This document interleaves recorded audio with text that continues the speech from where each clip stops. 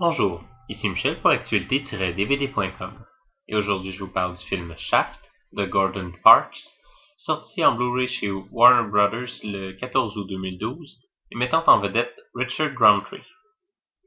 Dans le Harlem des années 70, un détective privé noir tente de résoudre un crime qui ressemble à une simple attaque de gang, mais qui cache une guerre de plus grande envergure. Le phénomène de blaxploitation commence avec ce thème horrible mais tellement reconnaissable de Shaft. Ceux qui se souviennent de Shaft le verront comme une pièce d'anthologie, un témoin de la montée du film mettant en vedette des personnages noirs tenant des propos sur la différence de couleur,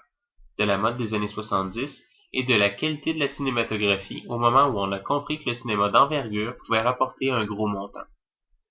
Inutile d'encenser ce film culte, malgré sa piètre qualité narrative, les acteurs jouant naïvement, le collage des scènes servant pratiquement de remplissage et le dénouement exécuté à la va-vite qui nous laisse à peine le temps de comprendre que le film est fini, Shaft reste et restera Shaft, pour le meilleur et pour le pire.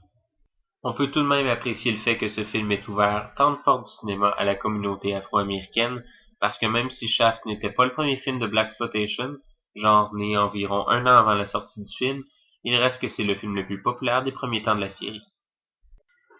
Le film est présenté en format d'image 16:9, en anglais DTS HD Master Audio 1.0, en français Dolby Digital 1.0 et en espagnol, castillan et latin Dolby Digital 1.0,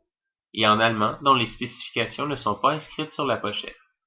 Dans les suppléments, on retrouve un documentaire derrière la scène, un épisode de la série de 1973 et 3 bandes annonces.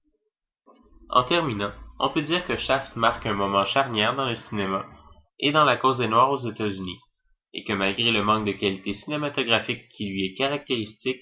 il reste que c'est un film à voir absolument, puisque malgré tout, il est impossible de dire que ce film est vraiment mauvais tellement il avait besoin d'être fait.